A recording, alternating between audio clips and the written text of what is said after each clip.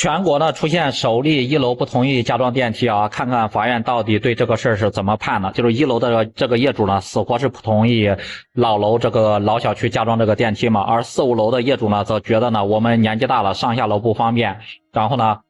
你不同意，我们就把1楼呢，然后组团起来把这个1楼给告了。那么法院对于这件事到底是怎么判呢？这件事是真的发生在成都的一个小区里面，就是老旧小区里面，跟咱们目前拍的这种小区都是差不多，都基本上都是90年代就建好的一个房子嘛。因为当时那个年代也没有规划什么装电梯什么的，所以说，但是时间久了之后呢，很多在这个小区里面住的一个老年人，他上下楼特别的不方便，然后呢就一直在筹划这个事儿嘛。涉及的这个楼房呢，总共是有6层啊，12个业主。然后他们呢，从2019年很多年前嘛，咱们刚才已经说了，大概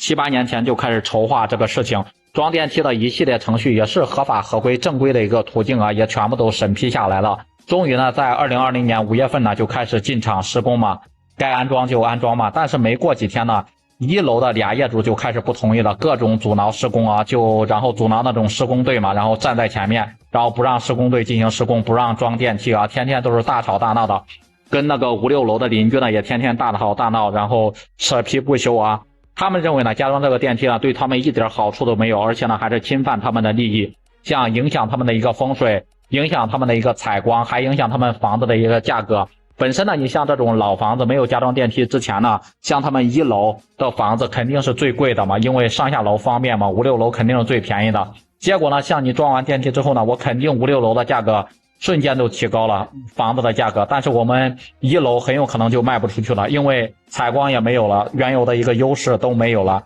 于是呢，他们就只能胡搅蛮缠啊，就天天呢就阻挠这个施工，施工也没法进行下去了。因为1楼的这2个业主啊闹得太欢，然后所有事情都无法进展了。4、5楼业主呢也没有办法，也劝阻了很多次，但是他们根本就不听，根本就不把他们当回事，没办法，他们就只能呢联合起来把这俩业主给告了，要求他们呢能够不要再阻碍这个加装电梯了，因为所有的手续都是正规的啊。大家知道法院最后是怎么判的啊？法院经过审理之后呢，认为呢就是该房子该老小区呢加装电梯呢获得了业主啊，包括2/3建筑面积2/3以上的一个业主的同意，已经占总人数2/3的业主同意了，并且呢这个手续呢也是经过了一个公示，经过了一个备案，经过了相关部门的一个批准，一系列程序都是符合法律法规的一个规定，都是合理的一个诉求。所以说呢，当地的法院也是支持了4、5、6楼业主的一个合理的一个诉讼请求啊，也是判决1楼这2位业主呢立刻就停止对电梯安装的一个阻挠和妨碍啊。